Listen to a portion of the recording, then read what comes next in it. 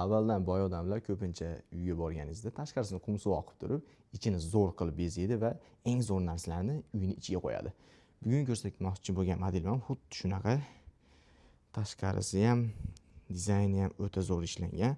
Mana dizaynni ko'rsanglar o'ta seriozniy, high-tech uslubda ishlangan.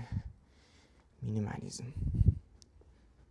Sodda ishlangan, lekin detaylga ahamiyat bersanglar juda chiroyli. Ruchkalariga qaranglar.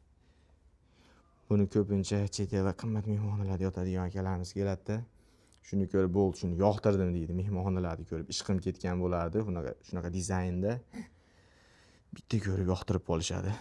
Nima deyapti? Eng zo'ri mana shunday suyanib yotasizlar-ku, kitob o'qiganda ham juda mana suyanib, kitob o'qib dam olib o'tirganda bosh taraf shunaqa yumshoq ishlangan, mana taylariga ham shunday kelasizmi, oyog'ingiz urilmaydi.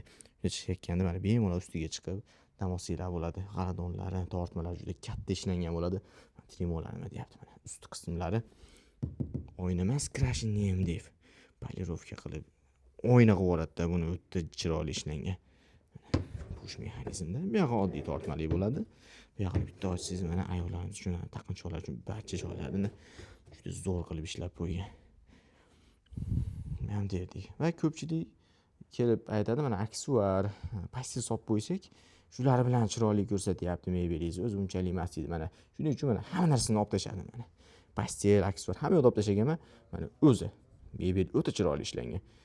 Aksessuar, pastel bu dabavka bu. Mebelingiz agar xunuk bo'lsa, u uni chiroyli qilib bermaydi. Mana aytgandek mana eng zo'r fishkasi mana. Bo'lishdan ham yumshoqdi даже bu.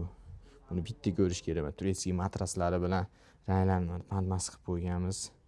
Grafit ortopediskiy 7 ta zonali o'ta zo'r zichlik darajasi ham juda yuqori bo'ladi.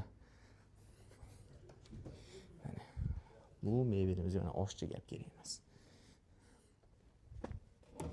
Buni baribir videoda sifatini uncha yetkazib berish qiyin bo'ladi. Mana qalinligini ko'ringlar. Sifatini polniy ko'rish uchun bitta ko'rish kerak do'konga kelib.